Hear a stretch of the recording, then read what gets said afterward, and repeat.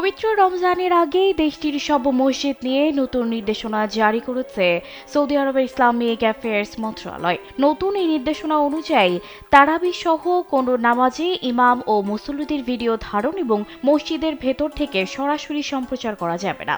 এছাড়া কোনো সংবাদ মাধ্যমও নামাজের ভিডিও সরাসরি সম্প্রচার করতে পারবে না। এক প্রতিবেদনে এই তথ্য জানিয়েছে গালফ নিউজ।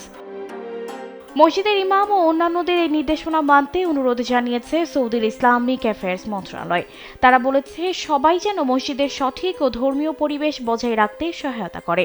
মূলত নামাজ পড়তে আসা মুসল্লিদের যেন কোনো সমস্যা না হয় সেজন্য প্রতিবছর রমজানের আগ মুহূর্তে মসজিদগুলো রক্ষণাবেক্ষণের দায়িত্বে থাকা সবাইকে এমন নির্দেশনা দেয়া হয়। জেনেক্সে শিফট করো, লাইফকে লিফট করো।